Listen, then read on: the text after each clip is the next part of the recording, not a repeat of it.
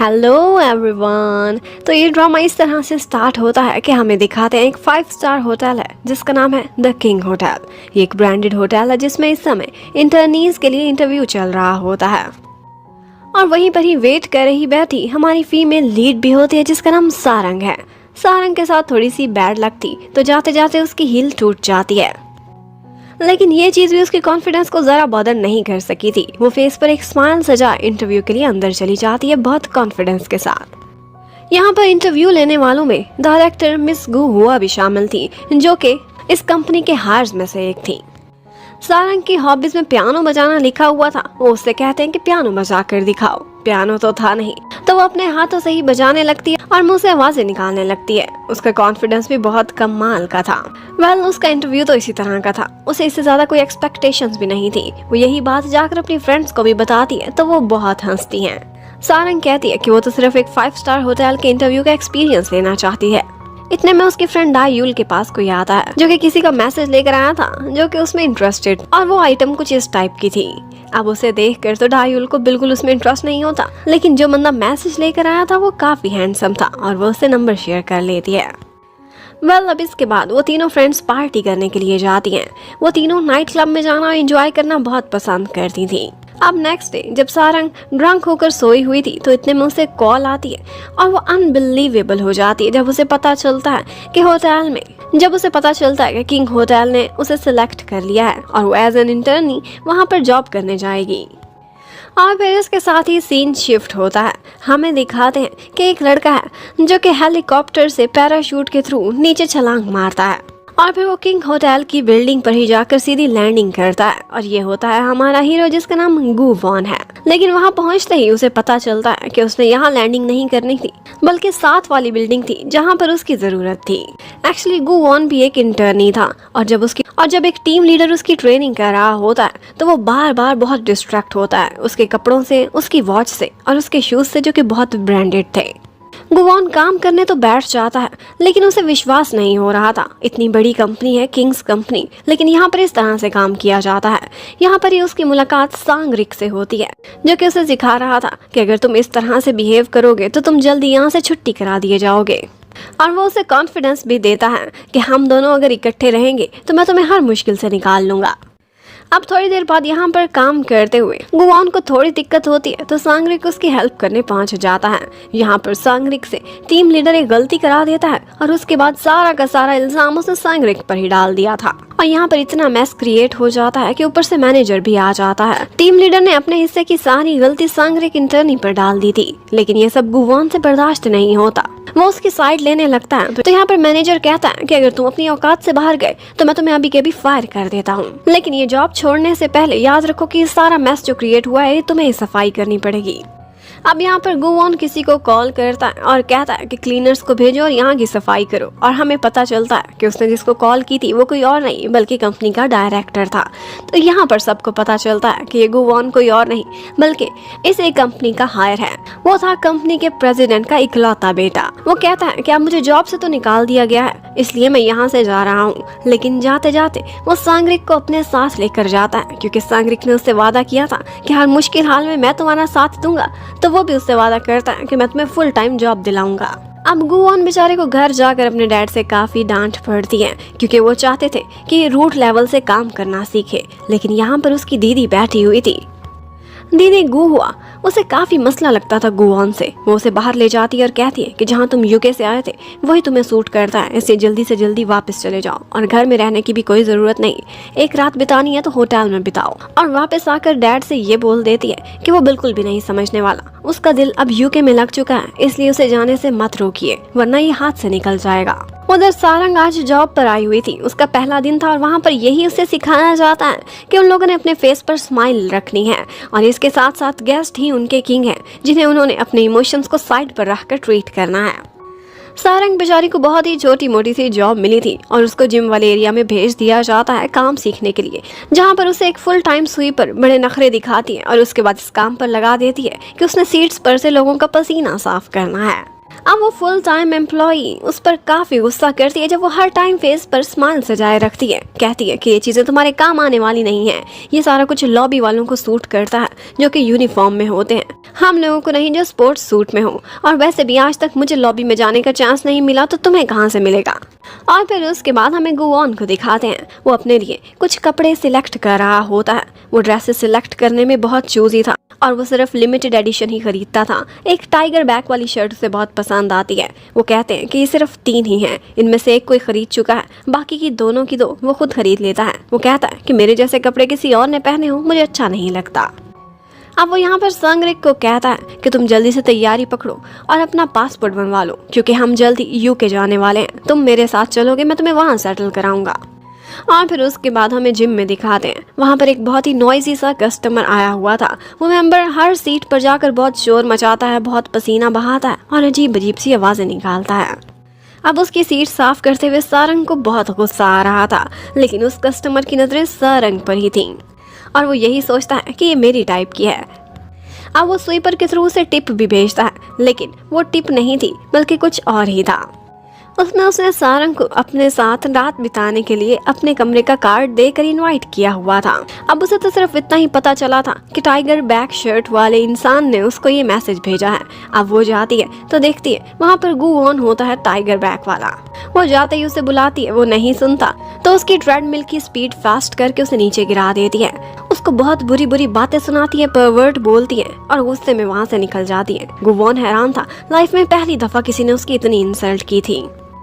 इतने में उसकी दीदी भी आ जाती है और उससे कहने लगती है कि तुम कब वापस जा रहे हो। वो कहता है तुम फिक्र ना करो, मैं जल्दी चला जाऊंगा। एटलीस्ट ये तो ख्याल रखो कि यहाँ पर तुम्हारे होटल का मैं एक गेस्ट हूँ और मुझसे तमीज से बात किया करो। अब यहाँ पर गुहुआ एम्प्लॉइज को चेक कर रही होती है। यहाँ पर वो एक क्वेश्चन करती है जिसका आंसर बहुत अच्छे से सारंग को आता था। वो इंग्लिश में भी फ्लुएंटली यही आंसर दे देती है। गुहुआ बहुत इम्प्रेस होती है और कहती है कि इस लड़की को लॉबी में शिफ्ट कर दिया जाए, ये वही होना डिजर्व करती है और इसकी स्माइल भी बहुत अच्छी है। लेकिन वो तो सिर्फ 1 महीने की इंटर्नी थी। ये सुनकर गुहुआ कहती है ठीक है, फिर से 1 साल की इंटर्नी बना देते हैं। अब मैनेजर तो बहुत जल्दी है, जितनी जल्दी सारंग को प्रमोशन मिल रही थी वो बहुत जेलस होती है। कहती इंग्लिश तो सबको बोलनी आती है, तुम्हें कौन सा चाइनीज आती है। और यहाँ पर सारंग सबको चाइनीज बोलकर दिखा देती है, और चाइनीज ही नहीं बल्कि वो जापानीज भी बहुत अच्छे से जानती थी। ये देखकर सारे लोग उससे इम्प्रेस हो जाते हैं, सिवाय उसकी मैनेजर के जो उससे बहुत जेलस थी। उधर हमें गुवॉन को दिखाते हैं। अब वो यूके वापस जाने लगा था। वो हर टाइम पर एक पुरानी सी वॉच को देखता रहता था। ऐसे लगता था कि जैसे शायद उसकी यादें जुड़ी हुई हैं इसी वॉच से। ये उसके लिए बहुत स्पेशल थी। अब वहाँ से जाते जाते वो एक दफा किंग्स होटल को नजर भर के देखता है और उसी टाइम पर ही सारंग भी होटल को ही देख रही थी, क्योंकि यहाँ पर आना और काम करना उसका बड़ा सपना था और लॉबी में उसकी जॉब का आज पहला दिन था। और इसीलिए वो बहुत खुश होती है, क्योंकि उसे विश्वास था कि अपने अच्छे काम और मेहनत के साथ साथ वो एक दिन फुल टाइम एम्प्लॉय भी बन जाएगी। उसके बाद वो नाइट क्लब में जाकर अपनी फ्रेंड्स के साथ बहुत सारा एंजॉय करती है और फिर इसी तरह से साल पे साल बीतते चले जाते हैं। उधर गुवॉन इतने सारे साल सिर्फ यूके में रहा था। वो वहाँ पर अपनी डिग्री कंप्लीट कर रहा था और वो मुड़कर एक दफा भी कोरिया वापस नहीं आया था। जबकि इधर हमें सारंग को दिखाते उसकी एक फ्रेंड की शादी भी हो गई थी और उसकी बाकी की लाइफ नॉर्मली कंटिन्यू रहती है। और फिर फाइनली प्रेजेंट का सीन दिखाते हैं कि जब सारंग को एक परमानेंट एम्प्लॉय बना दिया गया था, जबकि उधर यूके में गुवॉन ने भी अपनी डिग्री अर्न कर ली थी। गुवॉन अब यूके में ही अपना बिजनेस कंटिन्यू रखना चाहता था, लेकिन इतने में कोरिया से उसे एक पार्सल मिलता है। उस पार्सल में उसकी मम्मी से रिलेटेड कुछ था, कोई ऐसी डॉक्यूमेंट्स थी जिससे देखने के बाद वो सारी रात जागता रहता है और सोचों में गुम रहता है। और नेक्स्ट डे वो फैसला कर चुका था कि वो कोरिया वापस जा रहा है और यही बात वो अपने असिस्टेंट संगरिक को भी कॉल करके कंफर्म कर देता है। 5 साल बीत चुके थे, लेकिन संगरिक आज भी उसके साथ ही खड़ा हुआ था। उसका असिस्टेंट था, उसकी हर चीज का ख्याल रखता था, उसके गुस्से का, उसकी नाराजगी का भी। जबकि उधर सारंग को दिखाते हैं उसकी मैनेजर आज आकर उस पर गुस्सा कर रही होती है। कहती है कि सुबह ही सुबह एक गेस्ट तुम्हें ढूंढती हुई नीचे आई है और ये ख्याल रखना कि कंप्लेंट कहीं मेरे तक ना पहुंच जाए। अब परेशान होकर सारंग वहां जाती है तो वो कस्टमर आते ही उसे हक कर लेती है और कहती है क्या मेरे लिए वेकअप कॉल तुमने अरेंज की थी। एक्चुअली वो एक बहुत पुरानी ओपेरा सिंगर थी। सारंग को ये सब पता था उसका क्या रिकॉर्ड है और उसने वेकअप कॉल के तौर पर उसका पुराना सॉन्ग साथ में बजा दिया था। ये सुनते ही वो बहुत टची हो जाती है और कहती है कि बहुत से होटल्स में गई हूँ, लेकिन ऐसा ट्रीटमेंट मुझे कभी भी नहीं दिया गया। मैं तुम्हारा नाम हमेशा याद रखूंगी, मिस सारंग। और फिर उसी टाइम पर हम देखते हैं कि गुवॉन भी वापस आ गया है और वो होटल में ही खड़ा होता है। अब रात को जाते ही वो अपने डैड से मुलाकात करता है और कहता है कि मैं कोरिया में ही सेटल होने के लिए आया हूँ। अब हमेशा से कहते थे ना कि बिजनेस संभालो, अब मैं यही संभालूंगा और मैंने फैसला किया है कि मैं होटल देखूंगा। अब ये सुनकर उसकी दीदी गुहुआ को गुस्सा तो बहुत आता है, लेकिन वो डैड के सामने खामोश रहती है। डैड यहाँ पर गुवॉन की मम्मी के मेमोरियल की बात करते हैं। यहाँ पर हमें एक बात फील होती है कि जैसे गुहुआ गुवॉन की स्टेप सिस्टर है, क्योंकि वो उसे जाते जाते कहती है कि तुम बिल्कुल अपनी मम्मी जैसे हो, रेकलेस। अब गुवॉन का बहुत मूड खराब था। वो फौरन से होटल के लिए बाहर निकल जाता है। सांगरिक भी उसके साथ था, लेकिन उसका मूड खराब था। वो बारिश में ही भीगता हुआ जा रहा था। सांगरिक भी अपना छाता फेंक देता है। सांगरिक कितने सालों से उसके साथ था और उसे पता था कि गुस्से के मूड में इसे कैसे डील करना है, और वो अक्सर ये कह भी दिया करता था कि मेरे से अच्छा असिस्टेंट आपको कभी भी नहीं मिलेगा, जो आपको अच्छे से समझता भी हो। और यहाँ पर हम ऐसा फील करते हैं कि जैसे गुवॉन के साथ सांगरिक असिस्टेंट होने के साथ साथ एक फ्रेंड भी बन चुका था। उधर डायूल की तो एक क्यूट सी बेटी भी थी। वो तीनों फ्रेंड्स अक्सर मिला तो करती थी, लेकिन अब उन्हें अपनी बिजी रूटीन की वजह से नाइट क्लब जाने का टाइम नहीं मिलता था। तो यहीं पर ही एक दफा लाइट्स ऑफ होती हैं और बेबी शार्क डुडू का गाना चलता है। तो वो लोग इसी को ही अपने नाइट क्लब के दिन याद करते हुए एंजॉय करने लगती हैं और बहुत फन करती हैं। जबकि उधर गुवॉन का आज पहला दिन था। वो किंग्स होटल को संभालने के लिए जा रहा होता है। यहाँ पर बीच रास्ते उसे याद आता है, तो वो सांगरिक को कहता है कि जल्दी से जाओ और मेरा फोन लेकर आओ। उसका मोबाइल फोन कमरे में रह गया था। इतने में उसे याद आता है कि उसके कुछ डॉक्यूमेंट्स भी हैं जो उसके रूम में ही रह गए हैं। तो वो वापस को मुड़ जाता है। जबकि उधर सांगरिक ने लॉबी में कॉल की थी फोन लाने को। तो यहाँ पर मैनेजर सारंग को कहते हैं कि जल्दी से जाओ और उस कमरे से फोन लेकर आओ। सारंग बेचारी का उसी समय स्टमक अपसेट था और उसे वॉशरूम जाना था, लेकिन उसकी मैनेजर सख्ती से कहती है कि जो भी करना है बाद में करना, पहले ये काम अर्जेंट है। अब सारंग फौरन से जाती है और गुवॉन के कमरे से उसका मोबाइल फोन तो उठा लेती है। इतने में गुवॉन भी अपने डॉक्यूमेंट्स लेने के लिए वापस मुड़ रहा था। बेचारी सारंग से और बर्दाश्त नहीं हो पाता, तो वो ऐसा करती है कि वहीं का वॉशरूम यूज करने लगती है। अब गुवॉन अपने डॉक्यूमेंट उठाने आता है, फोन नहीं मिल रहा था। सोचता है कि सांगरिक ले गया होगा, लेकिन उसे ये नहीं पता था कि उस टाइम पर उसका वॉशरूम सारंग यूज कर रही है। और यहीं पर एक एम्बैरेसिंग मोमेंट में उन दोनों का आमना सामना होता है। गुवॉन के वॉशरूम में सारंग रिमोट से खेल रही होती है कि यहीं पर एक एम्बैरेसिंग मोमेंट आता है कि वो दोनों एक दूसरे को देख लेते हैं, और उसे देखते ही सारंग के हाथ से तो रिमोट ही छूट जाता है। गुवॉन फौरन से मुड़ गया था और सारंग उसे यही बोले जा रही थी कि प्लीज मुड़ के ना देखना, इधर ना देखना। और गुवॉन का जवाब ये था कि मैं मुड़कर कभी नहीं देखूंगा, चाहे तो मुझे रिक्वेस्ट करती करती मर ही क्यों ना जाओ। अब सारंग बेचारी बहुत ज्यादा एम्बैरेस हो रही थी। वो तो दरवाजा ही नहीं खोल रही थी। जबरदस्ती गुवॉन दरवाजा खोलता है तो सारंग की लैंडिंग होती है सीधी उसकी बाहों में। अब तो वो और भी ज्यादा एम्बैरेस हो रही थी। उसका फोन उसे वापस कर देती है। उसके बाद उसे शक्ल भी नहीं दिखाना चाहती थी, लेकिन गुवॉन पहली ही नजर में उसे पहचान जाता है। ये वही लड़की थी जिसने 5 साल पहले उसकी इंसल्ट की थी, क्योंकि दुनिया में सिर्फ एक ही ऐसी लड़की थी। अब वो वहाँ से भागने की करती है, जबकि गुवॉन उसके पीछे पीछे होता है। वो कहता है कि तुमने मुझसे 2 दफा माफी मांगनी है, एक 5 साल पहले वाली बात की और एक आज की। सारंग उससे कहती है कि आज की सॉरी तो मैं जरूर कर रही हूँ, लेकिन 5 साल पहले के लिए तुम्हें मुझसे सॉरी करनी चाहिए थी। तुम एक लफंगे और ठरकी इंसान हो। और फिर ये कहती हुई निकल जाती है। लेकिन गुवॉन कौन सा पीछे हटने वाला था, वो उसके पीछे पीछे जाता है। तो यहाँ पर वो दोबारा से उसकी इंसल्ट करने लगती है कि 5 साल में तुम जरा भी नहीं बदले, आज भी वैसे के वैसे ठरकी और बदतमीज हो मेरा पीछा कर रहे हो। अब गुवॉन को बहुत गुस्सा आता है। कहता है कि आइंदा मुझे अपनी शक्ल भी मत दिखाना। इतने में लिफ्ट आ जाती है और गुवॉन उसे हटाकर खुद एलिवेटर में घुस जाता है, लेकिन फिर भी बेचारी सारंग को अपने गेस्ट को एक स्माइल ही देनी पड़ती है। इतने में वो दोबारा लिफ्ट खोलता है। सारंग को लगा था इस पे मुझ पर रहम आ गया होगा, लेकिन एक्चुअली थोड़ी देर पहले इंग्लिश में एक डायलॉग सारंग ने मारा था, वो उसी की करेक्शन कराने के लिए दरवाजा खोलता है और दोबारा से चला जाता है। उधर हमें दिखाते हैं सारंग की स्टूपिड सी मैनेजर को, जिसको एक बहुत बड़ी मिसअंडरस्टैंडिंग हो गई थी। उसने सांगरिक को अक्सर वीआईपी रूम से निकलते हुए देखा था और उसे ऐसा लगता है कि ये शायद मिस्टर गू का बेटा है, यानी कि कंपनी का आयर। वो बहुत खुशी खुशी उसे अपने साथ डिनर पर इनवाइट करती है और सांगरिक मान जाता है। आज उनके होटल में एक सेरेमनी भी थी जिसमें उन्होंने वेलकम करना था अपने नए मैनेजिंग हेड को, और वो था मिस्टर गू। अब जब वहाँ पर गुवॉन एंट्री करता है तो बहुत से लोगों की बैंड बज गई थी। यहाँ पर सारंग और उसकी मैनेजर दोनों का मुंह खुला का खुला रह जाता है, क्योंकि दोनों को ही कंफ्यूजन हो गई थी। उन्होंने इमेजिन भी नहीं किया था कि असली गुवॉन ये होगा। गोवॉन ने वहाँ पर एक स्पीच भी देनी थी, लेकिन वहाँ पर बहुत सारे स्माइलिंग लोगों को देखकर एकदम वो कंफ्यूज हो जाता है। उसे बचपन की कुछ बुरी बुरी यादें आने लगती हैं और वो सिर्फ एक सेंटेंस ही बोलकर स्पीच से अपनी जान छुड़ाकर निकलने वाला था कि यहाँ पर वो बुलाते हैं सारंग को, जिसने उसे बुके प्रेजेंट करना था। अब वो अपना फेस छुपाए आगे आगे आती है और गोवॉन भी बुके हटाकर उसका फेस देख लेता है और कहता है, कहा था ना शक्ल ना दिखाना मुझे। अब सारंग बेचारी क्या करती, फेक स्माइल चेहरे पर सजाई हुई थी और उसको वेलकम भी करना पड़ता है। एक्चुअली सारंग को हर जगह पर आगे आगे इसलिए रखा जाता है क्योंकि वो बेस्ट हॉटेलियर का अवार्ड जीत चुकी थी, वो वहाँ का बेस्ट टैलेंट थी। अब मिस्टर गू से अपने ऑफिस में बुलवाता है और उससे कहता है, क्यों बार बार मुझे अपनी शक्ल दिखाती हो।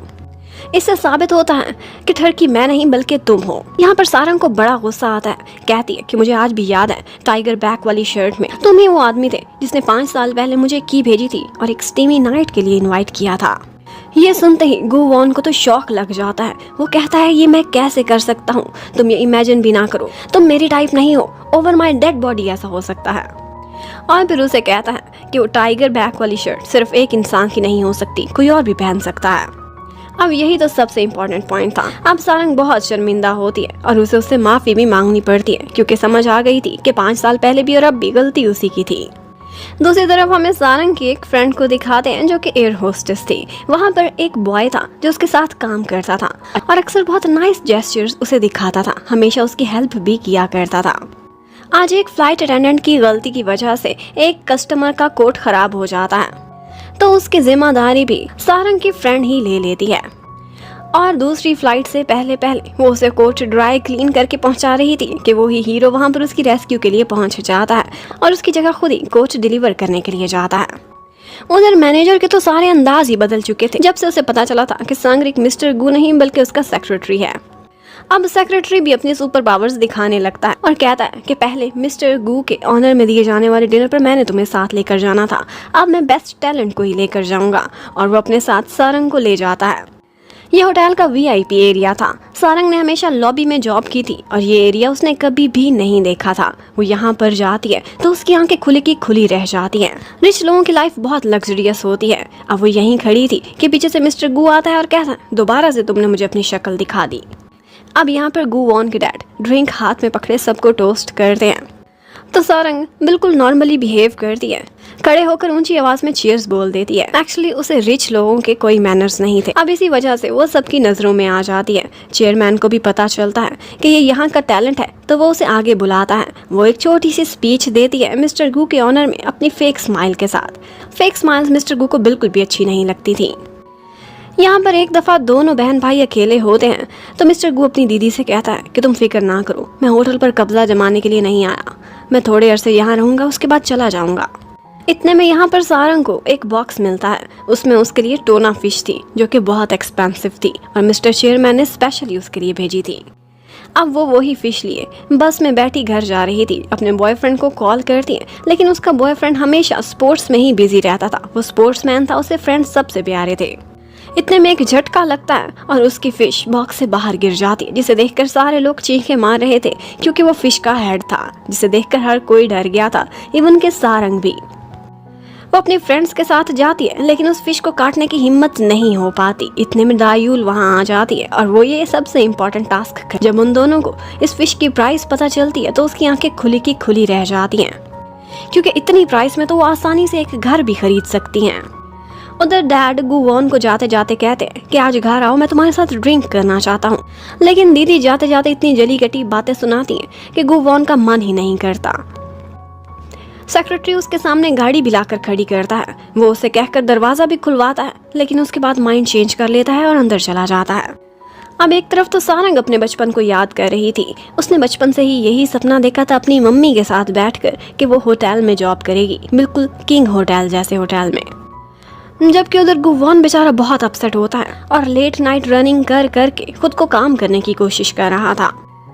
उधर दायूल की भी प्रमोशन हो जाती है और वो अब अपने स्टोर की मैनेजर बन चुकी थी। ड्यूटी फ्री जॉब पर काम करती थी और उसे बेचने का फन बहुत अच्छे से आता था। वो वहाँ पर एक लड़के को बहुत महंगी ग्लासेस बेच देती है ये कहकर कि वो इसमें बिल्कुल ब्रैड पिट लग रहा है। सारंग जब नेक्स्ट डे होटल में जाती है तो उसके सामने एक बहुत ही रूड सा कस्टमर होता है और वो गेस्ट थी एक बहुत बड़ी एक्ट्रेस जो कि चाहती थी कि फ्री में उसका रूम अपग्रेड कर दिया जाए, इसके बदले वो उनको बहुत अच्छे रिव्यूज देगी। अब ऐसी कंडीशन में मैनेजर तो छुप जाती है, जबकि गुवॉन ये सारा कुछ देख लेता है। अब यहाँ पर सारंग को कहता है कि क्या तुम्हें नहीं पता कि इस जैसे रूड कस्टमर से कैसे डील किया जाता है। और जब वो वहाँ पर छुपते हुए मैनेजर को देखता है तो उसे सामने बुलाता है और साथ ही साथ सारंग को कहता है कि तुम अभी के अभी मेरे कमरे में आओ।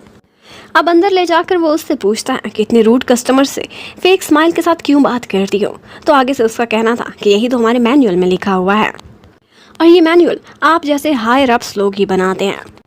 अब यहाँ पर सांगरिक आता है और उनको एक बात पता चलती है और वो ये थी कि उन लोगों ने एक प्रोमो वीडियो बनानी है अपने होटल की और इसके साथ साथ बिजनेस की दुनिया में एक एंट्री भी करानी है गुवॉन की। उसके लिए उसने एक इंटरव्यू भी देना होगा और वो इंटरव्यू कोई और नहीं बल्कि सारंग ही करेगी, क्योंकि बेस्ट टैलेंट थी, अच्छा बोलती थी, वही सिलेक्ट हुई थी।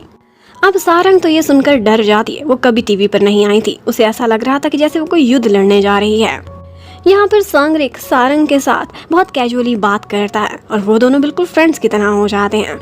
लेकिन जब भी वो गुवॉन से बात करती थी तो एक फेक स्माइल के साथ और बहुत फॉर्मली बोलती थी। सांगरिक तो आज बहुत खुश था, गुवॉन से कहता है कि देखो 5 मिनट में एक लड़की को फर्स्ट नेम से बुलाने लग गया। अब शाम को सारंग ने अपने बॉयफ्रेंड के साथ एक हिल टॉप पर जाना था। वो तो स्पोर्ट्समैन था, जल्दी जल्दी भागकर पहुंच जाता है, जबकि सारंग को बहुत दिक्कत होती है। लेकिन वहां जाते उसे अपने फ्रेंड्स की कॉल आ जाती है जो कि एक रीयूनियन पर उसे बुला रहे थे। अब वो जल्दी जल्दी से एक लव लॉक वहां पर लगाते हैं। सारंग नहीं जाना चाहती थी, लेकिन उसका बॉयफ्रेंड यू से रिक्वेस्ट करता है कि हम जाएंगे और जल्दी जल्दी आ जाएंगे। लेकिन उनके वहां से जाते ही उनके लव लॉक के ऊपर से चाबी गिर जाती है, यानी कि उनका रिश्ता भी टूटने के करीब है। यहाँ पर जाकर सारंग काफी सरप्राइज्ड होती है, क्योंकि वहाँ पर 1-2 ही लड़के थे, बाकी सारी की सारी गर्ल्स थीं। वो उसको एक साइड पर बिठा देता है और खुद अपनी बहुत सारी फ्रेंड्स के साथ जाकर एंजॉय करने लगता है। वो ड्रिंक कर रहा था, बहुत सी उल्टी सीधी हरकतें कर रहा होता है। वो काफी देर से बोर हो रही थी, उठकर जाने लगती है तो यू उसके पीछे पीछे आता है, उसे मनाता है, कहता है कि हम इकट्ठे चलते हैं, मैं सिर्फ गुड बाय कहकर आया। लेकिन अब फिर से उसकी फ्रेंड्स उसे बिठा लेती हैं। वो गर्ल्स में इतना फेमस था, ये देखकर सारंग को बहुत गुस्सा आता है। वो वहाँ से खामोशी से चली जाती है। उधर हमें गुवॉन को दिखाते हैं, वो एम्प्लॉयज की लिस्ट में कुछ तलाश करने की कोशिश कर रहा था, एक नाम जो कि शायद उसकी मदर का है। वो बार बार वो ढूंढ रहा था, लेकिन उसका कोई रिजल्ट नहीं था। अब वो भी अपसेट हो जाता है, रात को एक पॉइंट पर निकल जाता है और उसी समय सारंग भी सैड होकर बिल्कुल उसके बराबर में खड़ी हुई थी। वो दोनों थोड़ी देर वहाँ पर समय बिताते हैं, लेकिन दोनों ने ही एक दूसरे को नहीं देखा था, खामोशी से वहाँ से चले जाते हैं। अब नेक्स्ट डे उन्होंने जेजो आइलैंड जाना था। अब पहली दफा गुवॉन ने सारंग को इस तरह से यूनिफॉर्म के बगैर देखा था। वो बहुत ज्यादा सुंदर लग रही थी, वो उसे देखता रह जाता है, इवन के सुनता भी नहीं कि उसने उसे हेलो बोला है। जब होश में आता है तो एम्बैरेसमेंट कवर करने के लिए झूठ बोल देता है कि तुम लेट क्यों आई हो।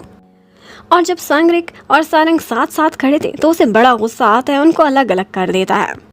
यहाँ पर एक दफा गुवॉन का सूटकेस जाकर एक अंकल के सर में लगता है और ये देखते ही कि वो अंकल बहुत गुस्से वाले लगते हैं, वो दोनों तो गायब हो जाते हैं और गुवॉन को ही सारा कुछ हैंडल करना पड़ता है। गुवॉन को ज्यादा अच्छे से बातें करना तो नहीं आती थी, तो वो एक सॉरी बोलता है और उसके साथ ही 1 मिलियन निकाल कर अंकल को दे देता है। पैसे की ताकत वो अच्छे से जानता था।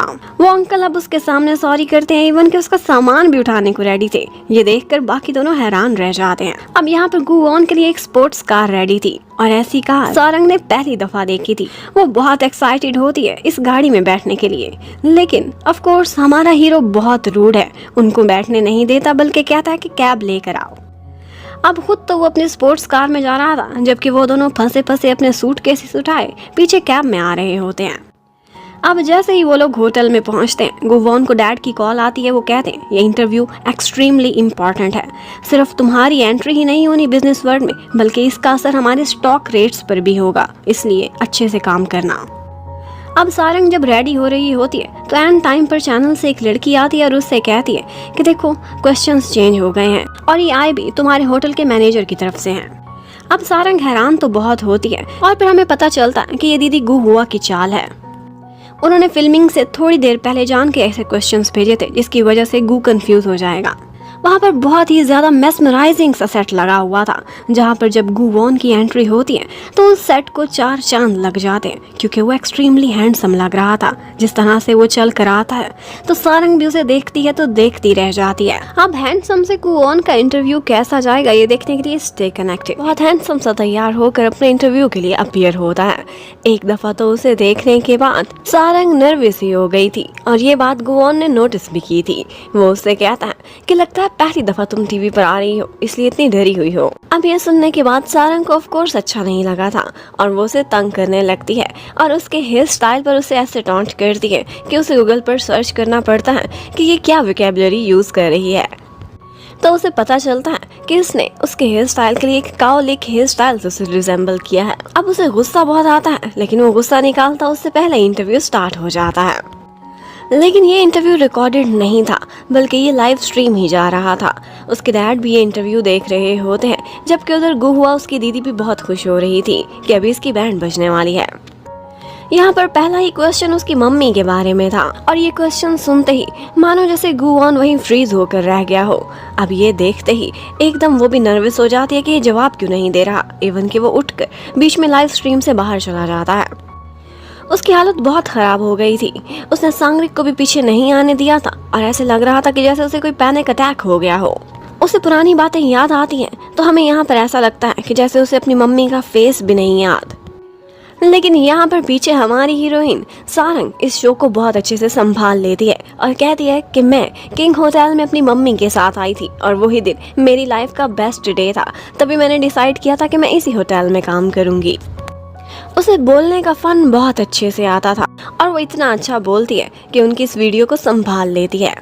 अब थोड़ी देर बाद संभलने के बाद गुवॉन वहाँ वापस आ जाता है और उससे कहता है कि मुझे क्वेश्चंस दिखाओ, और उसके सारे क्वेश्चंस देखकर हवा में उड़ा देता है कि फजूल बातों की बजाय कोई रियलिस्टिक बात करो। अब सारा कुछ सारंग पर था। वो इसको इस तरह से कवर करती है, कहती है कि देखिए पीछे कितना सुंदर सनसेट का नज़ारा है। अब वो दोनों सनसेट देखने लग जाते हैं, और यहाँ पर उनकी फोटोग्राफी और शो की एंडिंग बहुत कमाल की हो गई थी। लेकिन शो खत्म होने के बाद सारंग उस पर बहुत गुस्सा करती है कि तुम्हें क्या फर्क पड़ता है, तुम तो कंपनी के हायर हो, अगर कोई जॉब से निकाला जाएगा तो वो मैं हूँ। तुमने तो अपने फन के लिए पत्थर फेंका, क्या तुम्हें अंदाजा है कि ये मुझे कितनी जोर से लग सकता था। इस बात पर गुवॉन उसके करीब आता है और आहिस्ता से आकर बोलता है कि मिस सारंग, तुम्हें पता भी है जो पत्थर तुमने मेरी तरफ फेंका था वो मुझे कितनी जोर से लगा था। एक्चुअली उसका मतलब वही मम्मी वाला क्वेश्चन था, वही तो उसकी दुखती रग थी। लेकिन यहाँ पर सांगरिक आता है और कहता है कि तुम दोनों की ये फोटो वायरल जा रही है जो सनसेट पर खड़े हुए हैं। लेकिन उन दोनों को कोई परवाह नहीं थी, वो बस गुस्से से एक दूसरे को देखे जा रहे थे।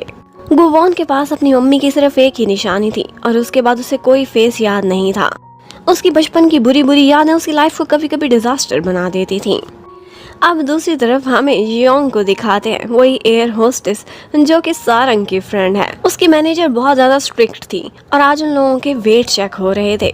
उसने 1-2 केजीज एक्स्ट्रा पुट कर लिए थे, जिसकी वजह से उसकी मैनेजर उसे बहुत डांटती है। लेकिन यहाँ पर उसका वही कोलीग जो कि एक्चुअली उसका जूनियर था, उसकी साइड लेता है और मैनेजर को भी कहता है कि आप भी अपना वेट चेक करा लें। बाद में योंग उसी जूनियर के बहुत थैंक्स करती है, और वो उसे ये भी कहता है कि तुम बहुत सुंदर हो और तुम्हें अपनी डाइट की परवाह करने की थोड़ी भी ज़रूरत नहीं है। लास्ट टाइम उसने योंग की हेल्प की थी तो वो उसको एक गिफ्ट भी देती है। उधर जेजो आइलैंड पर नेक्स्ट डे उन लोगों ने अपने फोटो शूट के लिए जाना था, जो कि किंग होटल के लिए था। यहाँ पर फोटोग्राफर बार बार गुवॉन को यही कहे जा रहे थे कि आप अच्छा सा स्माइल करना, इससे आप और भी हैंडसम लगेंगे। लेकिन गुवॉन उनकी बातों का कोई भी जवाब नहीं देता था। एक्चुअली उसने शायद कभी स्माइल किया ही नहीं था। अब उन्हें हार्ट बनाने को कहते हैं, और as a couple lovebirds के तौर पर उन्हें फोटो शूट कराना था अपने होटल की पब्लिसिटी के लिए, क्योंकि उनकी वीडियो ही इसी तरह की वायरल हुई थी। पर गुवॉन को तो हार्ट बनाना भी नहीं आता था। वो इतना स्टिफ था कि फोटोग्राफर्स भी हैरान रह जाते हैं कि हम कितना कितना यहाँ पर एडिटिंग और फोटोशॉप करेंगे। यहाँ पर सारंग उससे कहती है कि प्लीज एक तो स्माइल कर दो, लेकिन गुवॉन का कहना था मैं तुम्हारी तरह से फेक स्माइल्स नहीं करता। वो भी उसे तंग करती है कि एक्चुअली ये काम है जो तुम्हें करना ही नहीं आता, तुम स्माइल कर ही नहीं सकते। अब ये तो उसे चैलेंज हो गया था तो उसे स्माइल करना ही पड़ता है। लेकिन जो वो करता है वो स्माइल नहीं बल्कि स्mirk लग रही थी, और इसी वजह से वो हैंडसम दिखने की वजह थोड़ा क्रीपी ही लग रहा था। अब फोटोग्राफर सोचता है कि कोई बात नहीं, मैं दूसरी साइड से एडिटिंग करके इसकी दोनों साइड्स की एक स्माइल बना दूंगा।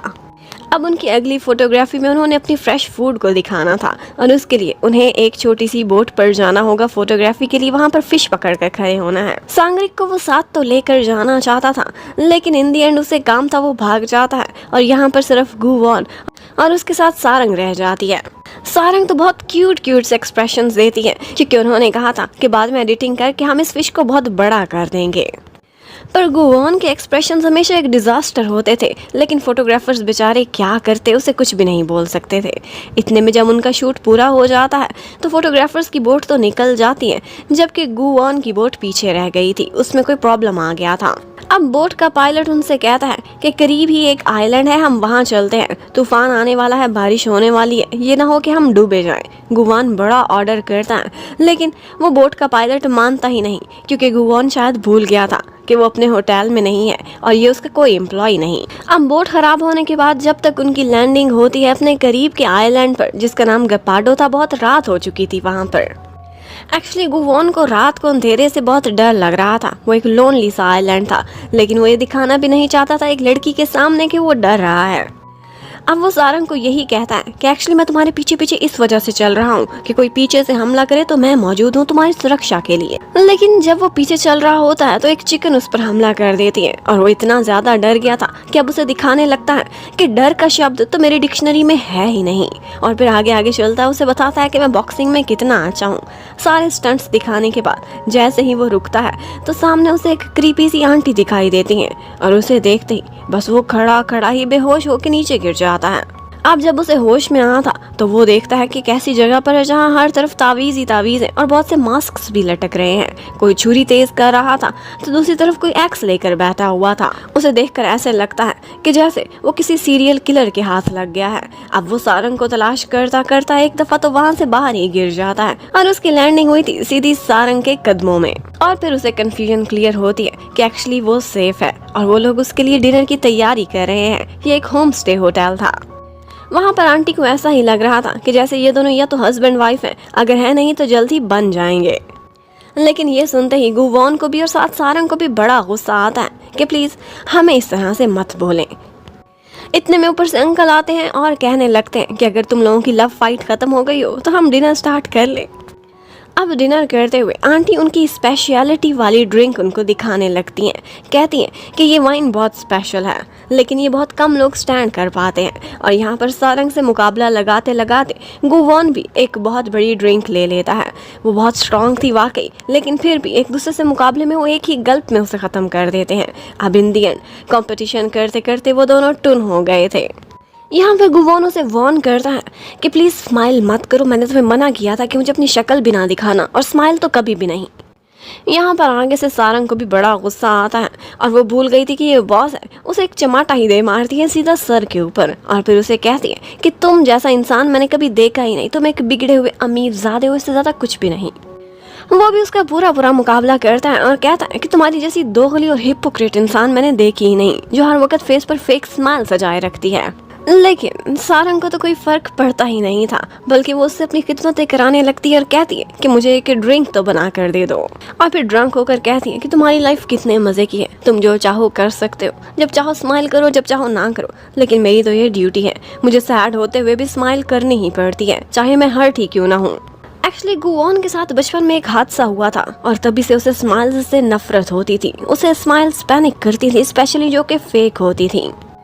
इतने में यहाँ पर एक जेन्युइन सी स्माइल सारंग के फेस पर आती है जब वो एक क्यूट सा फैन वहाँ पर देखती है और उसकी स्माइल इतनी ज़्यादा सुंदर थी कि गुवॉन उसे देखने से खुद को रोक नहीं पाता और गुस्से में आकर उसे कहने लगता है कि आइंदा से तुम स्माइल नहीं करोगी, चाहे तुम उस वक्त ड्यूटी पर हो या ना हो, फिर भी तुम्हें मेरे सामने स्माइल करने की इजाज़त नहीं। लेकिन सारंग उसकी परवाह किए बगैर दोबारा से स्माइल करने लगती है और ऐसा करते हुए वो बहुत सुंदर लग रही थी। अब इसके बाद वो दोनों अपने अपने कमरे में सोने के लिए चले जाते हैं। उसके बाद जब सुबह होती है तो सारंग को याद आता है कि उसने कल क्या कर दिया था। वो अंगड़ाई लेते लेते उनके कमरों के बीच के पर्दे को गिराकर सीधी गिर जाती है गुवॉन के ऊपर। वो सोया नहीं था, बल्कि उसे कहने लगता है कि अब यहीं पड़ी रहोगी कि उठोगी भी सही। और फिर उनको पता चलता है, उन्हें लगा था कि उन्होंने अलग अलग कमरा लिया है, लेकिन एक्चुअली उन्होंने एक ही कमरे के बीच में पर्दा लगाकर उसे 2 कमरे बना दिया था। अब गुवॉन आगे बढ़ता है। सारंग को याद आता है उसने रात को बहुत हरकतें की थी, ये मुझे डांटेगा, लेकिन एक्चुअली वो उसे डांटता नहीं बल्कि बाहर का नज़ारा देखने लगता है। थोड़ी देर बाद वो दोनों रेडी थे और कुछ ही देर बाद उनकी बोट ने आना था, लेकिन यहाँ पर अंकल कहते हैं कि एक साइकिल ले लो, हमारा आइलैंड बहुत सुंदर है, चल के तुम लोग मज़ा नहीं ले सकोगे, इसलिए साइकिलिंग पर जाओ, अपनी वाइफी को भी ले जाओ, एंजॉय करो। लेकिन पहली दफ़ा था कि उसने उसे वाइफी कहने पर बिल्कुल भी गुस्सा नहीं किया था। अब वो इतना हैंडसम लगता है जब वो बाईसाइकिल चलाता हुआ सारंग के करीब आता है, उसे भी ऑफर देता है कि मेरे साथ राइड कर लो।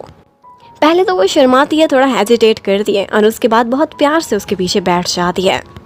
और फिर फाइनली एपिसोड नंबर 3 में हमें हमारे हीरो के फेस पर एक स्माइल दिखाई देती है, और ये स्माइल अब हमें अक्सर ही दिखाई देगी क्योंकि उसके पीछे सारंग बैठी हुई थी और उसकी बातें उसे बहुत अच्छी लग रही थी। इस तरह से उसके साथ सैर करना उसे बहुत खुश कर देता है और उसके फेस पर बार बार स्माइल आए जा रही थी।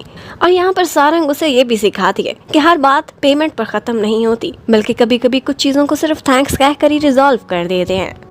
अब जब उनके जाने की बारी आती है तो आंटी ने 6.5 लाख का बिल बना दिया था। गुवॉन अपने फ़ोन के थ्रू पेमेंट करना चाहता था, लेकिन आंटी बहुत ओल्ड माइंडेड टाइप की थी, उन्हें लगा था कि ये अपना फ़ोन मेरे पास गिरवी रखवा रहा है। वो गुस्सा करने लगती हैं और इतने में वो बोट का पायलट भी आ जाता है और उनको पता चलता है कि एक्चुअली ये सब साजिश थी। बोट खराब नहीं हुई थी, बल्कि बोट के पायलट ने इसी होम स्टे पर ठहराने के लिए उनके साथ एक चाल चली थी और अब वो ज़्यादा सारा बिल भी ले रहे थे। लेकिन यहाँ पर सारंग सारा कुछ संभाल लेती है और फिर एक्चुअली बिल दिखाती है उनको सही कैलकुलेशन करके कि ये तो सिर्फ 3.5 लाख का है, और साथ में धमकाती भी है कि अगर तुम लोगों ने ईमानदारी ना की तो फिर मैं पुलिस को बता दूंगी कि तुम लोगों को ट्रैप कर रहे हो। गुवॉन उसकी कैलकुलेशन से काफी इम्प्रेस हुआ था, लेकिन बाद में कहता है कि मैं वो बिल आसानी से पे कर सकता था। लेकिन सारंग का कहना था कि तुम्हें इस बात का नहीं पता, हम लोगों को पता है पैसे पेड़ों पर नहीं उगते और लोगों को ईमानदारी से कमाना चाहिए, ना कि बेईमानी से। गुवॉन को उसकी ये बात काफी अच्छी लगी थी। अब जब वो वापस आती है तो अपनी फ्रेंड से मिलती है, जो कि बहुत खुश थी उसके लिए क्योंकि उसकी ब्रॉडकास्टिंग बहुत अच्छी गई थी। इस शो के बाद वो काफ़ी फेमस भी हो गई थी और वो कहती है कि तुम्हारा बॉस तो बहुत हैंडसम है, लेकिन सारंग का कहना था कि सिर्फ लुक्स की बात है और बहुत से अमीर लोग इतने हैंडसम हो जाते हैं सिर्फ अपनी ड्रेसिंग की वजह से। जबकि उधर गुवॉन की असल क्लास लगनी तो अब स्टार्ट होगी जब वो घर वापस जाता है। वो थोड़ा नर्वस भी था और वैसा ही होता है, डैड ऊपर से आते हैं और उससे लड़ने लगते हैं कि तुमने उस शो का डिजास्टर कर दिया था, क्या हुआ अगर मम्मी के बारे में क्वेश्चन किया था, तुम कंट्रोल कर सकते थे अपनी भावनाओं को, थैंक्स तो तुम्हें उस एम्प्लॉई का करना चाहिए जिसने इस शो को संभाल लिया। गुवॉन का कहना था कि जब हमें पब्लिसिटी मिल गई, सारा कुछ ठीक हो गया, तो फिर आप मुझ पर गुस्सा क्यों कर रहे हैं। डैड कहते हैं कि देखो, हमारे पास जो चीज़ इम्पोर्टेंस रखती है वो है सिर्फ पैसा और स्टॉक्स में हमारी वैल्यू। प्यार हमारे लिए कोई मायने नहीं रखता। जो मेरे डैड ने मेरे लिए छोड़ा था वो मैं संभाल रहा हूँ, और तुम्हें फिक्र करनी चाहिए जो मैं तुम्हारे लिए छोड़ रहा हूँ, तुम उसे अच्छे से संभालो। और अगर तुम अपनी मम्मी को नहीं भुला सकते, इस क्यूरियोसिटी से नहीं निकल सकते, तो यहाँ से चले जाओ अभी के अभी वापस। लेकिन गुवॉन भी स्टैंड ले लेता है, बागी हो जाता है, कहता है जब तक मुझे हकीकत पता नहीं चलती मैं यहाँ से कहीं नहीं जाने वाला। अब डैड के जाने के बाद वो अपनी दीदी से कहता है, मैंने आपको कहा था ना कि कंपनी को लेकर मेरी आपकी कोई युद्ध नहीं, तो फिर आपने ये गिरी हुई हरकत क्यों की। आपने ही वो क्वेश्चंस भेजे थे क्योंकि आपको पता है कि वो मेरी दुखती राग है। और फिर हमें दिखाया जाता है कि नेक्स्ट डे जब सारंग काम पर आती है तो चेयरमैन भी वहाँ पर आए थे उससे मिलने के लिए। वो उससे बहुत खुश होते हैं। एक्चुअली वो 2 साल से बेस्ट टैलेंट सेलेक्ट हो रही थी, उनके गेस्ट्स ही ये सारा कुछ सिलेक्ट करते थे। वो उसकी बहुत तारीफ करते हैं, बल्कि खुश होते हैं कि तुम्हें गुहुआ ने हायर करके बहुत बड़ा काम किया है, और साथ ही साथ उसकी प्रमोशन कर देते हैं। उसकी प्रमोशन होती है अब होटल के 1st क्लास में, जिसका नाम किंग द लैंड था। ये सुनकर हर कोई खुश था सिवाय मैनेजर की, जो कि शॉक थी। जबकि उधर गू को दिखाते हैं, वो फोटोज को देख रहा होता है। यहाँ पर वो ना चाहते हुए भी बार बार सारंग को देखे जा रहा था। उसकी स्माइल बहुत क्यूट थी, वो खुद को उसे देखने से रोक ही नहीं पाता था। उसे जूम करके देख रहा होता है कि इतने में ऊपर से उसका सेक्रेटरी आ जाता है और कहता है, मैंने इतनी दफ़ा नॉक किया सर, आप क्या देख रहे हैं। लेकिन थैंक्स गॉड एंड टाइम पर वो फ़ोटो चेंज कर लेता है और सांगरिक को लगता है कि ये अपने आप को ही देख कर खुश हो रहा है। इतने में उसके पास फोटोशॉप की हुई भी फोटोज लेकर आता है जो कि एक्चुअली बहुत जबरदस्त बन गई थी। उसमें एक बड़ी सी फिश उसने पकड़ी हुई थी और इसके साथ साथ उसकी स्माइल जो कि क्रीपी थी अब उसने बहुत क्यूट सी बना दी थी। लेकिन उसके जाने के बाद भी वो बार बार सारंग की फोटोज को देखे जा रहा था। इतने में एक पॉपअप एड आता है साइकोलॉजिकल टेस्ट का कि क्या आप जानना चाहते हैं आपका किसी पर क्रश है, और वो फौरन से वही टेस्ट लेने लगता है ये देखकर कि इर्द गिर्द कोई है तो नहीं। और जब सारे क्वेश्चंस के वो जवाब दे देता है सोच समझकर, तो इन दी एंड यही रिजल्ट आता है कि मुबारक हो, आपको उस व्यक्ति से बहुत प्यार हो चुका है और आपका वन साइडेड लव है। इसलिए हिम्मत करें, बाहर निकलें और उसे बताएं कि आप उसके लिए क्या फीलिंग्स रखते हैं। अब वो हिम्मत करके हीरो बनता हुआ जा रहा होता है सीधा सारंग के पास। लेकिन जैसे ही उसे सामने खड़ा देखता है तो फौरन से नर्वस हो जाता है। चोरी चोरी उसे देख रहा होता है, लेकिन जैसे ही वो देखने वाली होती है अपना फेस छुपा लेता है। वो ये सब करता हुआ बहुत हैंडसम, इवन कि बहुत क्यूट भी लग रहा था। इतने में उसे कुछ बिस्किट्स दिखाई देते हैं। उसे पता था कि कौन सा फ्लेवर सारंग का फेवरेट है, क्योंकि इंटरव्यू से पहले वो यही खा रही थी। वो वही पैक कराता है और उसके पीछे पीछे जाने लगता है। वो जैसे ही होटल से बाहर निकलती है वो उसे आवाज देने ही वाला था कि इतने में सारंग का एक्स बॉयफ्रेंड यू आकर उसे हक कर लेता है। और ये देखते ही हमारे हीरो गुवॉन का दिल टूट जाता है। उसने तो पता कराने की कोशिश भी नहीं की थी कि वो सिंगल है। बस ये देखते ही उसे समझ आ जाती है कि मैंने बहुत देर कर दी है और शायद ये लव मेरी लाइफ में नहीं है। वो मुड़ जाता है। अब यहाँ पर यू सारंग को मनाने लगता है, बार बार सॉरी कह रहा है, लेकिन वो ऐसा एक स्कम बैग था जिसे पता ही नहीं था कि एक्चुअली उसने गलती कौन सी की है और किस बात से सारंग नाराज है। वो उससे कहती है ठीक है हम एक जगह बैठकर बात करते हैं, लेकिन उसे आज भी जाने की जल्दी पड़ी हुई थी। कहता है कि ठीक है किसी स्टॉल पर खड़े होकर खाना खा लेते हैं जल्दी जल्दी वाला, क्योंकि मैंने तो अपने फ्रेंड से मिलने के लिए जाना है, डिनर की अपॉइंटमेंट है मेरी। अब ये सुनकर सारंग को बहुत गुस्सा आता है, लेकिन उसे लगा था कि शायद ये डिनर में कुछ अच्छा खाना चाहती है इसलिए गुस्सा कर रही है। सारंग उससे कहती है कि इट्स ओवर, अब हम ब्रेकअप कर रहे हैं। और ये कहकर वो जाने वाली थी कि उसे अपने फ्रेंड्स की कॉल्स आने लगती हैं और वो उनके साथ डिनर का मेन्यू डिसाइड कर रहा होता है कि यहाँ पर उसकी गर्लफ्रेंड उसे छोड़कर चली जाती है। जबकि उधर गुवॉन बेचारा अभी तक तड़प रहा था। उसे तो विश्वास ही नहीं हो रहा था कि उसके साथ हो क्या गया है। और इतने में वो गुस्से में वो बिस्किट्स का बैग बाहर फेंक देता है जो वो सारंग के लिए लेकर आया था। और किस्मत इतनी अच्छी थी कि उसी टाइम पर पीछे पीछे पुलिस की गाड़ी भी आ रही थी जो कि उसे रोकते हैं और उसका चालान काट देते हैं। अब लिटरिंग का चालान भी कटवा बैठा था और तो और उसे वो बॉक्स भी उठाना पड़ता है। ऑफिसर भी कहीं दिल का ही मरीज था। वो उससे कहता है मैं समझ सकता हूँ ये गिफ्ट तुम्हारी लवर के लिए था, लेकिन आगे उसने कोई नया लवर ढूंढा हुआ था, ऐसा ही है ना। गुवॉन ये सुनकर हैरान खड़ा था कि वो आगे से कहने लगता है कि मैं तो इतना एक्सपीरियंस्ड हूँ कि एक बुक को उसके कवर से ही पढ़ लेता हूँ। मैं विश्वास से कह सकता हूँ कि वो लड़की बहुत ज़्यादा सुंदर होगी और वो स्माइल भी बहुत करती होगी। अब गुवॉन तो जैसे दिल ही दिल में उसे मानो अपना गुरु मान बैठा हो, और वो ऑफिसर भी कोई देवदास था। अब नेक्स्ट सीन में वो दोनों सड़क किनारे बैठकर एक दूसरे को अपनी दुख भरी कहानी सुना रहे होते हैं। और ऑफिसर बेचारे का तो इतना दिल टूटा हुआ था कि वो सैड सैड सॉन्ग्स भी सुनाता है अपनी लवर को याद करते हुए। और फिर इन दी एंड वो गुवॉन को यही कीमती मशवरा देता है कि देखो हार मत मानना, तुम्हें अपने प्यार के लिए लड़ना जानना चाहिए। लड़ो और उस लड़की को पालो, वरना तुम सारी जिंदगी मेरी तरह से पछताते रह जाओगे। और यही कहकर वो चला जाता है। उधर सारंग बेचारी रो रही होती है। उसे समझ नहीं आ रही थी कि किसको कॉल करे, तो अपनी ग्रैंड माँ को फ़ोन करती है और कहती है आपके हाथ का खाना बहुत याद आ रहा है, कल छुट्टी है, मैं आपसे मिलने आऊँगी। उसकी ग्रैंड माँ एक रेस्टोरेंट चलाती थी और वो वहाँ पर सारा दिन काम में भी उनकी हेल्प करती है और फिर रात को उनके हाथ का बना खाना खा रही होती है। ग्रैंड माँ को बहुत फिक्र हो रही थी कि तुम कब शादी करोगी, देखो तुम्हारी फ्रेंड दायूल, उसका तो एक इतना बड़ा सा बेबी भी है कि योंग से दोस्ती ख़त्म करो, वरना तुम भी उसकी तरह सारी ज़िंदगी सिंगल रह जाओगी। और ग्रैंड माँ ये भी कहती है कि जाने से पहले अपने बॉयफ्रेंड के लिए भी कुछ खाना लेती जाना। तो यहाँ पर सारंग को बताना पड़ता है कि हम दोनों ब्रेकअप कर चुके हैं। उसे लगा था कि ग्रैंड माँ परेशान होंगी, लेकिन वो कहती है कि बहुत अच्छा हुआ, वो लड़का था ही बिल्कुल बदतमीज़ और एकदम फजूल इंसान। उसका नुकसान हुआ है, तुम्हारा कोई नुकसान नहीं हुआ। पैसे से कोई फ़र्क नहीं पड़ता। मेरा दिल करता है, मेरी दुआ है कि तुम्हें कोई ऐसा इंसान मिले जो सच में तुमसे प्यार करता हो। उधर मिस्टर चेयरमैन को दिखाया जाता है। एक्चुअली आज वो अपने किसी फ्रेंड से मिलने के लिए गए थे, उसका भी होटल ही था और आज एक कैटेगरी में रॉयल होटल किंग होटल को पीछे छूट गया था। और इस बात पर चेयरमैन बिल्कुल गुस्से में नाग बन के आते हैं और अपने दोनों बच्चों पर गुस्सा निकालने लगते हैं कि मैंने कंपनी तुम दोनों के हवाले की हुई है। ये ना हो अभी वो एक कैटेगरी में आगे निकले हैं, फिर हर कैटेगरी में हमें पीछे छोड़ जाएं। और गुवॉन और गुहुआ दोनों को टाइम देते हैं कि जल्द ही जल्द उनसे आगे निकलो, अपना रेवेन्यू बढ़ाओ। वो चले जाते हैं तो गुहुआ गुवॉन को छेड़ने लगती है कि तुम्हारे पास तो वैसे भी ब्रेन नहीं है, इसलिए ज्यादा मेहनत करने की कोई जरूरत नहीं है, मैं ही ये सारा कुछ संभाल लूंगी। उधर सारंग ने अब फर्स्ट क्लास में चले जाना था, जिसका नाम किंग दी लैंड था।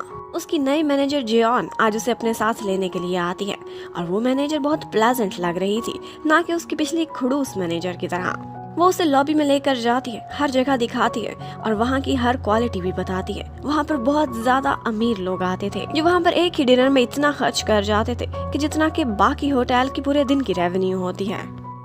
अब सारंग अपना नया यूनिफॉर्म पहनकर बिल्कुल रेडी होती है, जबकि गुवॉन को वैसे तो ज्यादा काम में कोई इंटरेस्ट नहीं था, बल्कि वो सारा दिन यही सोचता रहता है जो पुलिस ऑफिसर ने उसे मशवरा दिया था। यहाँ पर उसका असिस्टेंट बार बार उसे डिस्टर्ब किए जा रहा था, वो उसी से लड़ रहा होता है कि इतने में कोई उसके कमरे में आता है और ये थी सारंग अपने नए यूनिफॉर्म में। वो बहुत ज्यादा सुंदर लग रही थी। गुवॉन उसे देखता ही रह जाता है और फिर कूल बनने के लिए अपनी चेयर पर इस तरह से बैठता है जैसे उसे कोई परवाह ही ना हो और मैनेजर से बोलने लगता है, ठीक है इसे फर्स्ट क्लास में ले तो लिया है, लेकिन ये बिल्कुल इल मैनर्ड है, इसे मैनर्स और सोफिस्टिकेशन सिखाने के लिए बहुत मेहनत करना पड़ेगी।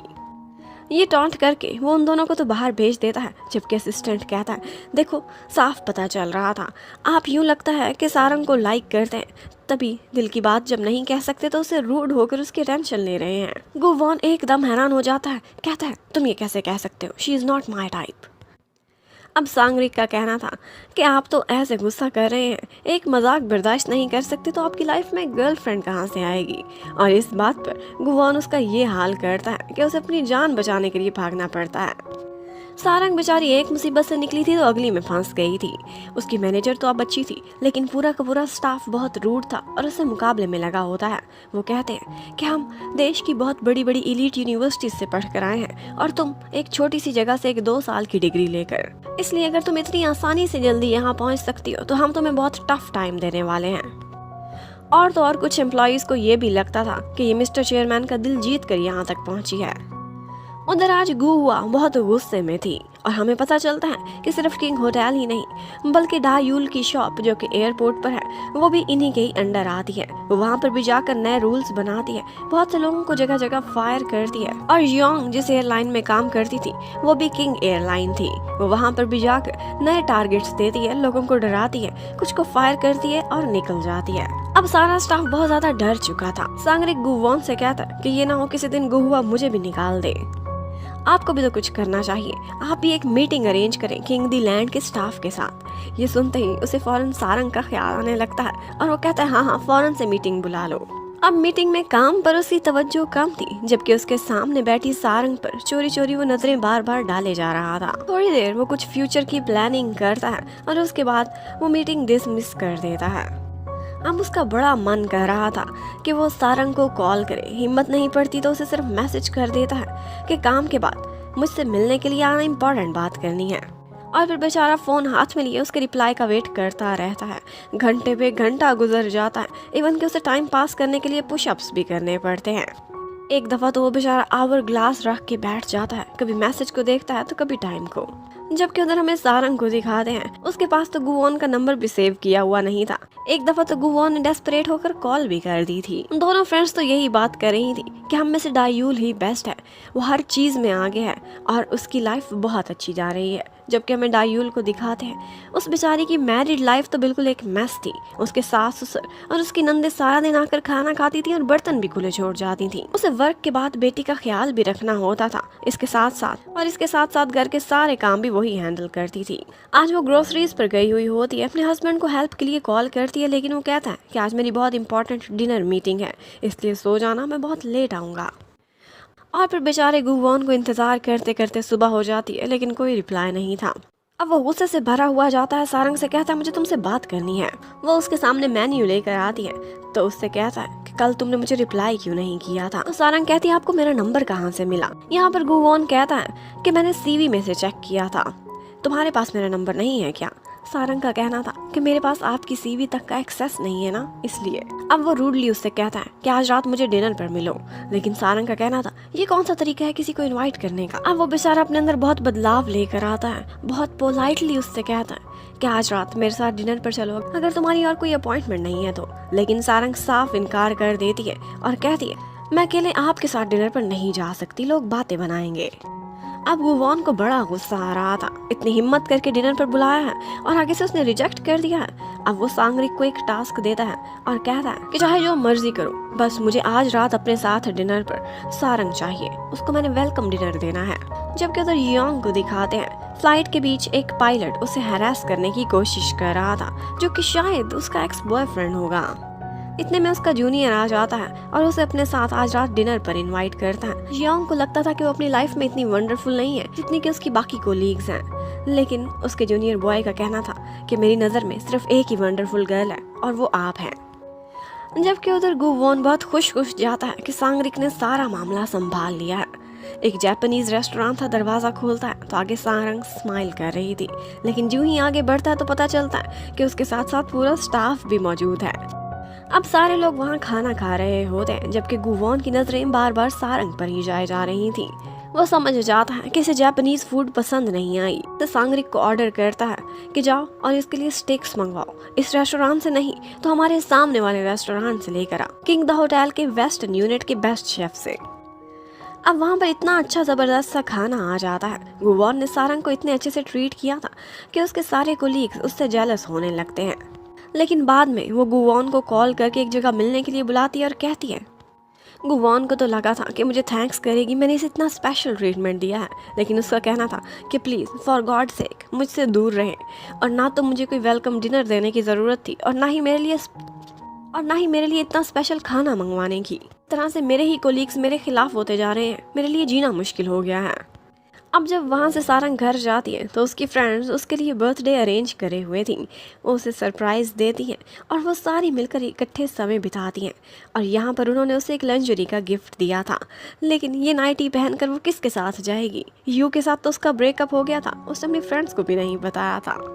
सारंग ने कल गुवॉन को एक बिगड़ा हुआ अमीर ज़्यादा बोला था जिसे किसी की कोई फिक्र नहीं। वो सांगरिक से पूछने लगता है क्या मैं ऐसा हूँ, वो भी बड़ा मुंह फटता कहता है तो कुछ ऐसा ही।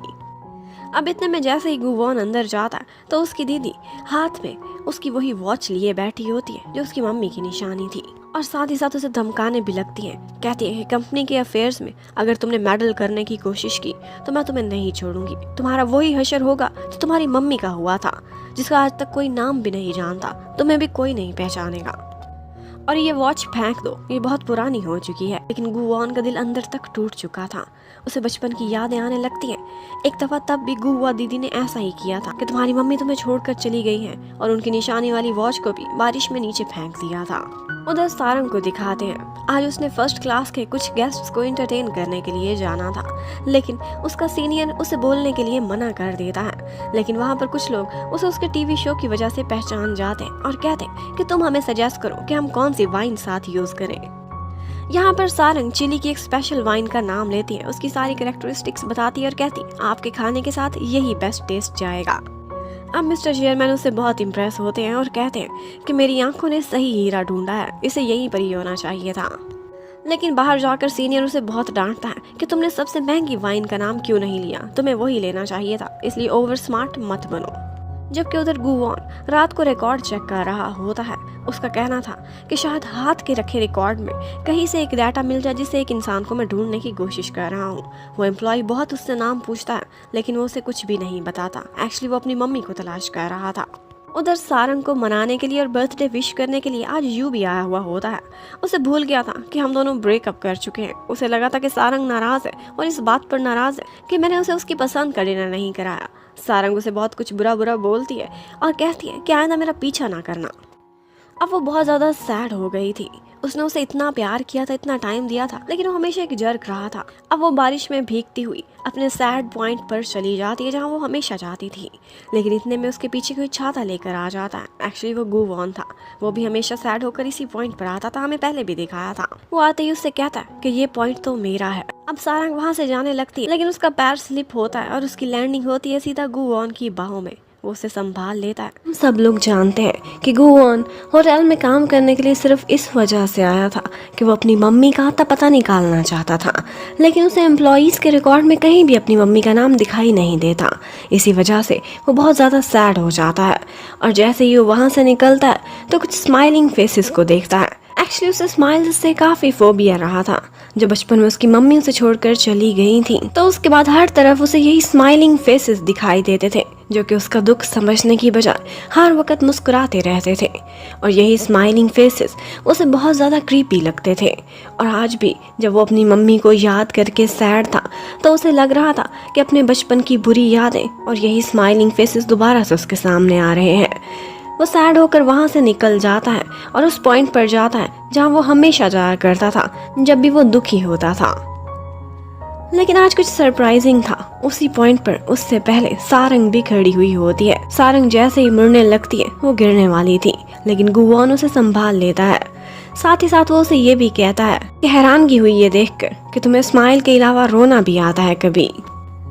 अब ये सुनकर सारंग का मूड ऑफ हो जाता है। वो वहाँ से जाने वाली थी, लेकिन गूवॉन उसे ऑर्डर करता है कि तुम अकेली नहीं जाओगी, बल्कि तुम मेरे साथ गाड़ी में बैठ कर जाओगी। अब वो रास्ते में उससे पूछता है कि तुम अम्ब्रेला क्यों नहीं लेकर आई, लेकिन वो अपने छाते का जिक्र करते करते कहीं अपने बॉयफ्रेंड का ही जिक्र कर बैठी थी। वो कहती है कि अगर छाता संभालना मुश्किल हो जाए तो उसे उड़ा देना चाहिए, यानी कि वो अपने बॉयफ्रेंड की बात कर रही थी कि काश वो उस पर जल्दी ही गिव अप कर देती। गूवॉन भी बहुत सेंसिबल था, ये सारा कुछ समझ जाता है। सारंग ने तो उसे बोला था कि मुझे किसी सबवे स्टेशन पर उतार देना, लेकिन यहाँ पर वो रास्ते में ही सो जाती है। गूवॉन बहुत प्यार से उसे कवर करता है और फिर कहीं और ही ले जाता है। अब वो उसे जगाता है और कहता है कि तुम्हारी बर्थडे है, हम दोनों इकट्ठे खाना खाएंगे और ये लो तुम कपड़े भी चेंज कर लो। वो सारी भीग चुकी थी तो वो गूवॉन का दिया हुआ ड्रेस पहन लेती है। गूवॉन भी तो भीगा हुआ था। उसे बाहर जाकर पता चलता है कि उन्होंने मैचिंग ड्रेसेस पहने हैं। उसे देखकर बहुत ऑकवर्ड लगता है, लेकिन गूवॉन उसे रोक देता है कि ये तुम चेंज नहीं कर सकती। अब वो उसे डिनर कराता है तो सारे लोग उन दोनों को एक कपल समझ रहे थे और ये देख देख कर सारंग को बहुत अजीब फील हो रहा होता है। गूवॉन बिल्कुल ऐसे ही प्रिटेंड करता है कि जैसे उसे उसकी जरा भी परवाह नहीं। वो कहता है कि बस मुझे सामने ही ये कपड़े दिखे तो मैंने खरीद लिए। मेरे पास इतना फजूल टाइम नहीं कि मैं तुम्हारे लिए ज़ाया करता या फिर कोई भी एफर्ट करता, लेकिन इनफैक्ट उसके शूज़ का साइज़ चेक करने और उसके लिए कपड़े लेने के लिए उसने बहुत मेहनत की थी जब वो सारा टाइम गाड़ी में सोती रही थी। गूवॉन बहुत ही केयरिंग और बहुत ही लविंग था। वो इतना स्वीट था, लेकिन बस जाहिर नहीं करता था। सारंग को बहुत ऑकवर्ड लग रहा था। उसने डिनर में बहुत सारी डिशेस मंगवाई थी। वो कहती है ठीक है फिर इसका बिल मैं पे करूँगी, लेकिन जब वो बिल सुनती है तो एक दफ़ा तो बेचारी की चीख ही निकल गई थी। अब यहाँ पर गूवॉन उसे हटाता है और अपना कार्ड वहाँ दे देता है। अब उसके बाद वो उसे उसके घर तक ड्रॉप करने के लिए आया था, लेकिन जाते जाते उसे रोकता है और उसे एक केक देता है। कहता है कि ये मैंने अपने होटल के बेस्ट शेफ से बनवाया है, आई होप तुम्हें बहुत पसंद आएगा।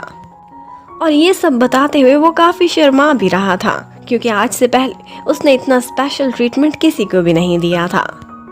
और बस इतने में ही यू ऊपर से आ जाता है और सारंग से कहने लगता है अच्छा तो तुम डबल गेम खेल रही हो, 2 टाइमिंग कर रही हो, मेरे से इसीलिए ब्रेकअप किया क्योंकि तुम्हें नया लड़का मिल गया था। लेकिन सारंग को भी उस पर बहुत गुस्सा आता है। वो उससे कहती है कि अगर आइंदा मुझे नजर आए तो पुलिस को बुला लूंगी या फिर खुद ही तुम्हें मार डालूंगी। ये कहकर वो ऊपर चली जाती है। अब पीछे से यू भी जाने लगा था, लेकिन यहाँ पर हमारा हीरो आगे बढ़ता है, उसका हाथ पकड़ता है और पकड़ के बस मरोड़ ही डालता है और फिर कहता है कि अगर आइंदा तुमने सारंग का पीछा किया तो तुम्हारी हड्डियां तोड़ दूंगा। इतनी मुश्किल से मैं उसके फेस पर स्माइल लेकर आया था और तुम उसका दिन रुइन करने वाले हो। अब कहीं ना कहीं वो बड़ा खुश था कि इसका अपने एक्स के साथ ब्रेकअप हो चुका है। अब वो नीचे गाड़ी में बैठा उसे कॉल करता है और बोलता है कि मैं तुम्हें बर्थडे विश करना तो भूल ही गया, और फिर हैप्पी बर्थडे कहता है और साथ में ये भी बोलता है कि अगर आइंदा ये लड़का दोबारा से तुम्हारा पीछा करे तो मुझे बताना, क्योंकि अपने एम्प्लॉयज़ की सुरक्षा करना एक अच्छे बॉस का काम होता है।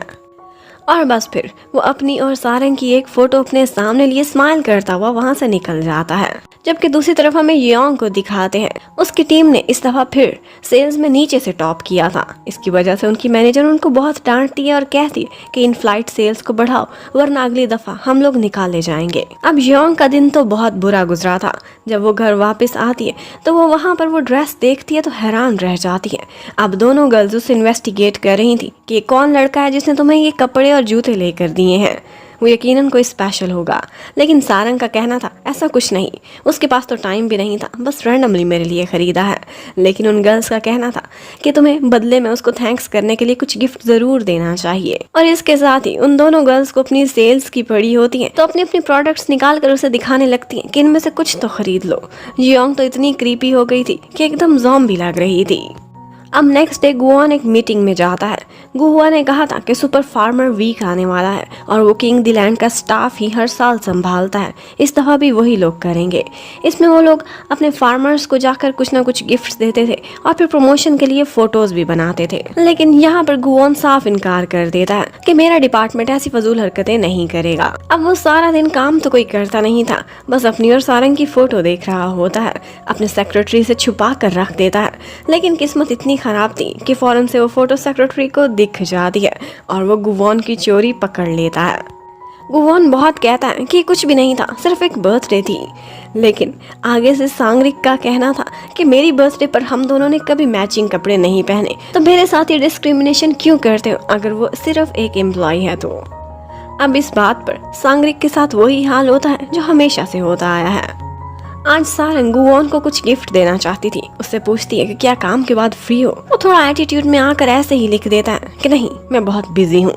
बाद में मैसेज करता रहता है कि मैं तुम्हारे लिए जरूर टाइम निकालूंगा, लेकिन वो रिप्लाई ही नहीं करती। तो अब उसके सर पर जाकर खड़ा हो जाता है और कहता है तुमने मुझे जवाब क्यों नहीं दिया। सारंग बेचारी तो काम के बीच अपना फोन यूज नहीं कर सकती थी, लेकिन गुवॉन उससे कहता है कि मैं काम के बाद तुमसे जरूर मिलूंगा। गुवॉन की पर्सनैलिटी इतनी कमाल की थी कि वहाँ के सारे एम्प्लॉयज बस आंखें खोल खोल कर उसे देखते रहते थे कि ये बिल्कुल हीरो जैसा लगता है।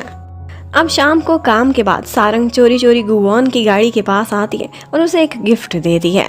वो बहुत खुश हो गया था, वो रख लेता है। और जब सारंग जाने लगती है तो उससे कहता है कि मेरे साथ डिनर पर चलो, मुझे बहुत भूख लगी है। अब सारंग कहती है ठीक है, फिर डिनर मैं कराऊंगी। अब वो उसे अपने फेवरेट रेस्टोरेंट पर लेकर जाती है, जहाँ पर वेट करने के लिए लंबी क्यू लगी हुई थी। गुवॉन बेचारा कहता है कि मैं लाइफ में पहली दफा किसी चीज के लिए वेट कर रहा हूँ। सारंग भी बहुत नखरे में थी, लेकिन वो भी डेस्परेट था उसके साथ डिनर करने के लिए। बोलता है मुझे वेटिंग का एक्सपीरियंस करना बहुत अच्छा लग रहा है। अब जब फाइनली उसकी बारी आ जाती है तो ऐसी जगह पर वो पहली दफ़ा खाना खा रहा था, वरना उसकी लाइफ बहुत लग्जरी रही थी। यहाँ की बियर देखकर वो हैरान रह जाता है। उसे लगा था कि कोई चीप सी होगी, लेकिन सारंग की खातिर वो बियर घटाघट पी जाता है। उसे यहाँ का यूनिक एक्सपीरियंस करना बहुत अच्छा लगा था और वो सारंग के साथ बहुत अच्छा टाइम भी बिताता है। वहाँ से वापस जाते हुए वो दोबारा से उसे डिनर पर इनवाइट करता है, लेकिन सारंग बोलती है कि आपके साथ अकेले जाना मुझे बहुत ऑकवर्ड लगता है, इसलिए आइंदा हम नहीं मिलेंगे। लेकिन गुवॉन उसे कहता है कि अगर तुम मेरे साथ अनकंफर्टेबल फील करती हो तो आइंदा से कंफर्टेबल फील करने की आदत डाल लो, क्योंकि हम अक्सर मिलने वाले हैं। उधर हमें गुहुआ को दिखाते हैं। उसकी मैरिड लाइफ बड़ी ट्रबल में जा रही थी। उसका हस्बैंड उससे डिवोर्स चाहता था क्योंकि वो किसी और से शादी करना चाहता था, लेकिन वो कहती है कि जब तक इनहेरिटेंस मेरे नाम नहीं हो जाती, मैं अगली चेयरमैन नहीं बन जाती, तब तक मैं कोई स्कैंडल नहीं चाहती, इसलिए खामोशी से जिसे चाहे डेट करो, आई डोंट केयर। और नेक्स्ट डे काम पर जाते हुए वो गुवॉन को कहती है कि सुपर फार्मर वीक के लिए अपने एम्प्लॉयज को रेडी कर दो, क्योंकि इसके लिए उन्हें काफी सारे पैसे मिलते हैं और उन्हें इसी काम से मतलब है। उधर डायूल के स्टोर पर भी आज वही आंटी आ जाती हैं जो कि एक सेलिब्रिटी थी, जिन्होंने पहले एक दफा सारंग को लॉबी में बहुत तंग किया था, और वो आज आकर डायूल को भी बहुत तंग करती हैं। लेकिन डायूल बहुत चालाक थी, उसे पता था ऐसे लोगों से कैसे ट्रीट करते हैं, तो वो भी जाते जाते उनके डॉग की गंदगी उन्हीं के ही असिस्टेंट से साफ कराती है।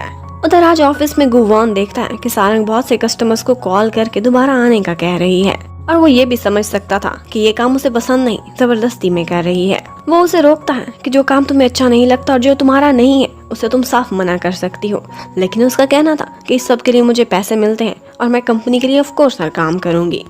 अब गुवॉन को भी बड़ा गुस्सा आता है। वो सोचता है कि क्यों ना इंसानों को सुपर फार्मर वीक पर भेज दिया जाए, क्योंकि उसके लिए इनको बहुत हैंडसम पेमेंट मिलने वाली है। अब फर्स्ट क्लास के सारे एम्प्लॉयज बहुत सैड हो गए थे, स्पेशली सारंग के साथ तो बहुत बुरी हुई थी। उसको सबसे मुश्किल एरिया जो कि बहुत दूर था और माउंटेन्स पर था, वहाँ पर भेज दिया जाता है। गुवॉन को भी पता चल गया था कि वो कहाँ जा रही है, और उसे ये भी मालूम था कि इतना लंबा सफर करने के बाद वो नेक्स्ट ही डे में वापस भी आने वाली है और उसके बाद ड्यूटी भी करेगी। उसे उसकी बहुत फिक्र हो रही होती है। वो बार बार मैसेज करके उसका हाल चाल पूछना चाहता था। सांग्रिक भी ये नोटिस करता है और कहता है कि क्यों ना आप सारंग को डायरेक्ट कॉल करके उसका हाल पूछ लें। जबकि उधर सारंग बेचारी सुबह ही सुबह उस गांव में पहुंचती है, लेकिन पता चलता है कि वो फार्मर अंकल किसी के साथ भी फोटो नहीं बनवाएंगे। बहुत से होटल से लोग वहां पर आए हैं, लेकिन ये प्रमोशन किसी को नहीं मिली। इतने में वो कपड़े चेंज करती है और हाइकिंग करने ऊपर चली जाती है, जहाँ पर उसे लगता था कि वो फार्मर उसे जरूर मिलेगा।